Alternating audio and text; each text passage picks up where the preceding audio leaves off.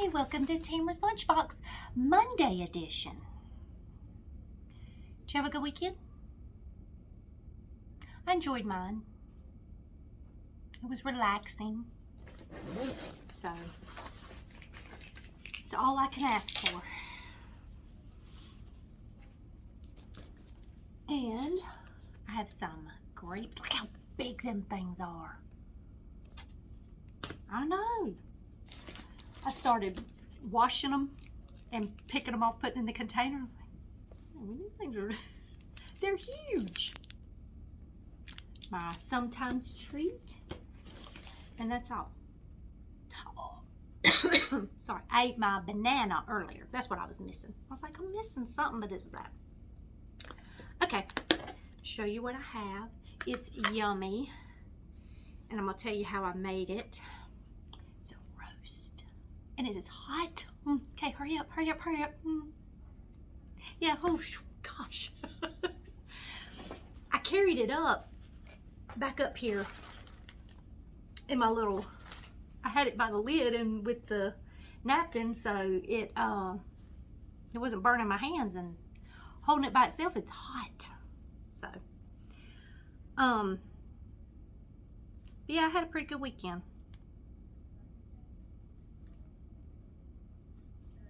It was cold, but not as cold as they acted like, or it was supposed to be. I don't know, it didn't feel that cold, let's put it that way.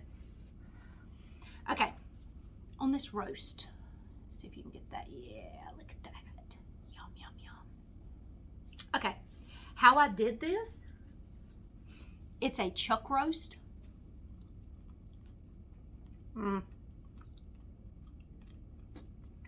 So tender. It's a chuck roast. Boneless chuck roast.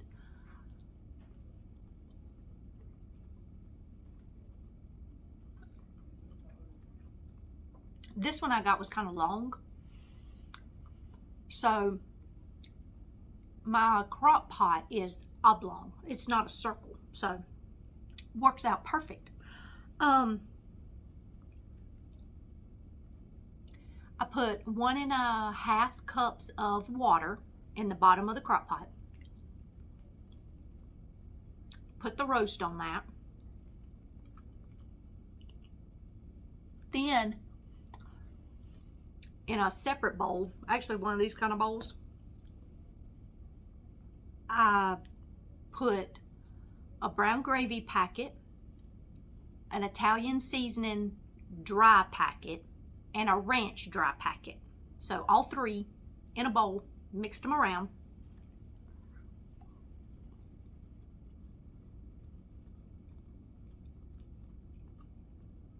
Then I take a spoon and kind of drizzle it over the meat, get the majority of it on the meat. Then I put it in the water around it. Cook it on low.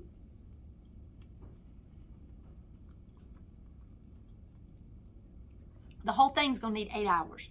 But at the 5-hour mark, that's when I added my potatoes, chunked those up. And then I added carrots, left them whole.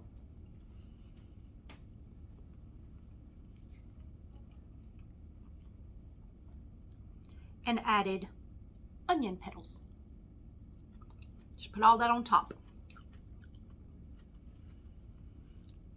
Let, like I said, another 3 hours. So it'll equal 8 total.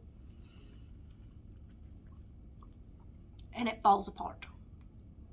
You can't even hardly cut it, it falls apart. That's so good.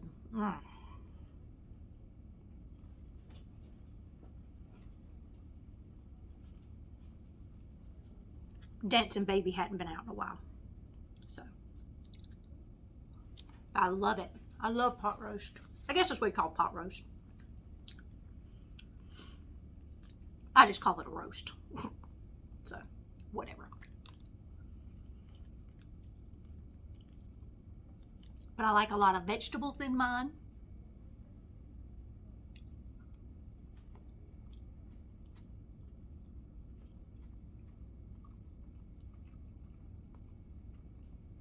in my serving. I like the meat, but I like more vegetables too. So,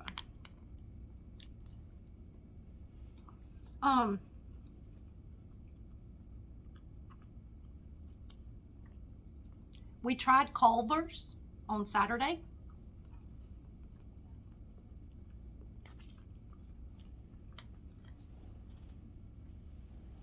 It was good.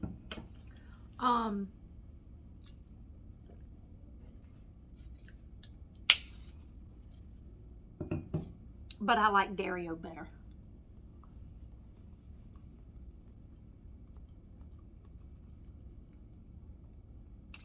I got the single on the burger at Culver's, and the burger to toppings to bread ratio was off. So next time I'll get the double, because then I think the meat to ratio, toppings to bread, all that ratio, it'll be better, because a single just wasn't enough. It didn't really taste meat. So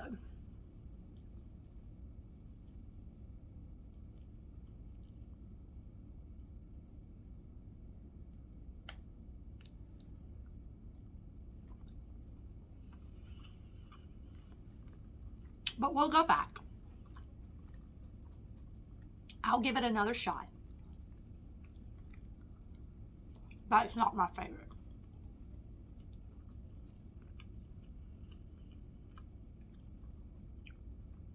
Brian got chicken tenders is what he got. So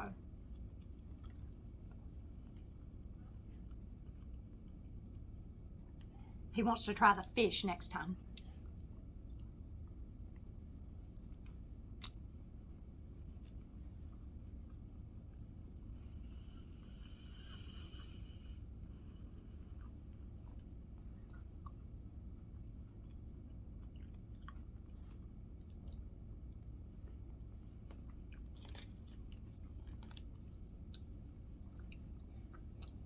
I've had a busy day.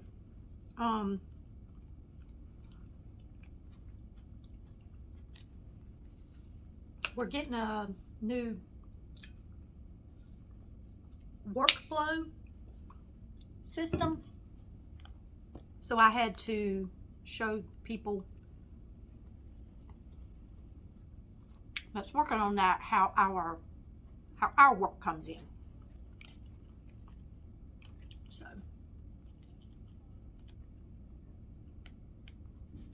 when I went to the initial meeting about it a couple weeks ago, I was probably working on a month now. We were leaving and the little lady said,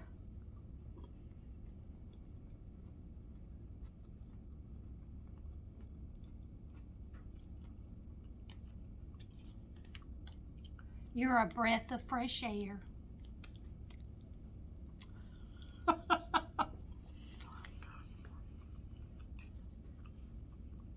So I said, "Well, thank you."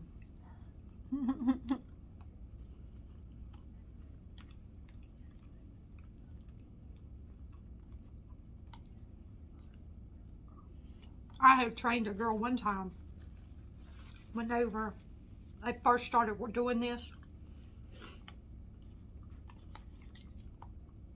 And she said,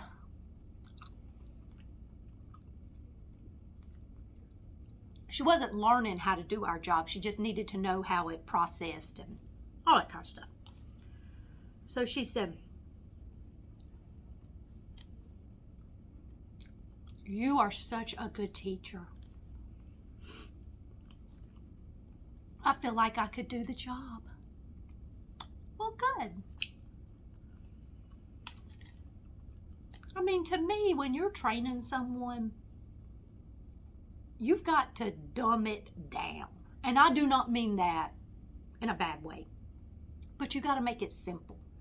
You know, because they have to understand it at a very simple level. Making it sound like it's up here doesn't help anybody.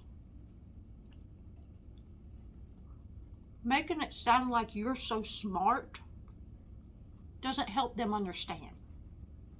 So I really get on a low level when I'm teaching somebody. And I don't mean that like they're dumb or anything like that. It's just a very simple way and people understand it. You try and talk too high and you don't give enough detail, you don't explain what you're looking at, why you're touching a certain key, why you're doing certain things, they don't understand. So it was a complete waste of time. So today, they left here just excited. So this is exactly what we needed. So well, good. If you get to thinking about it and you have a question, just shoot me an email. I'll try and find the screen or, you know, explain what the answer. So they said they would, but so far they haven't. So I guess they knew everything. But yeah, I've had many people tell me that.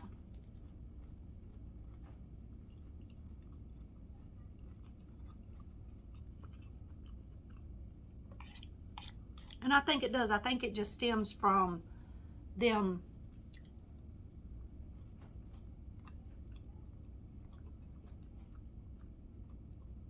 people needing to feel like I know more than you do. And that's not any help to anyone. So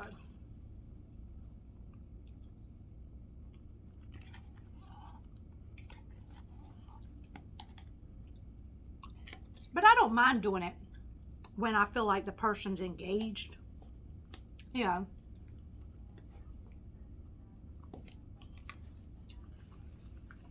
Because sometimes you have to train people sometimes, go over things, and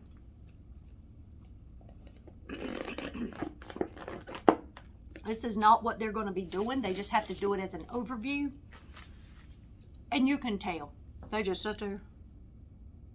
Their eyes kind of glaze over, you know, and it's like, or my favorite one,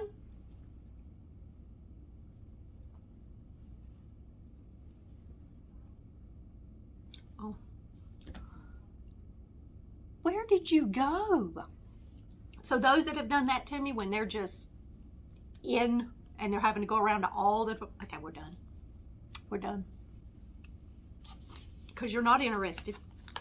When you're looking up here, you're looking around, you're not interested. So I'm done. You're not wasting any more of my time. Here are my grapes.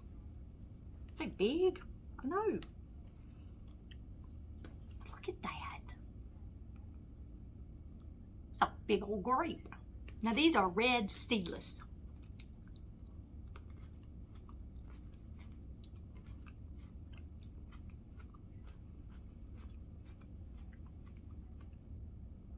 Very good flavor to them. I like them.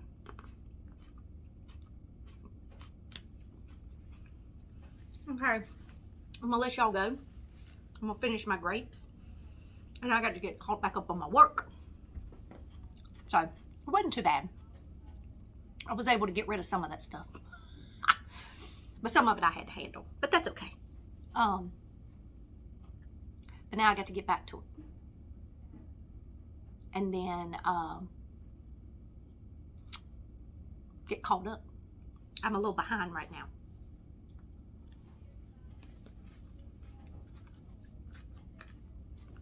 But I hope y'all have a rest of your Monday. Hope it's good. And a good evening tonight.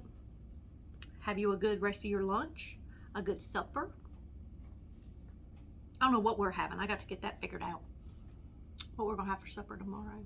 And I guess I'll see you next time. So may the peace of the Lord be with you until I see you again, and take care. And y'all have a good one. Stay safe.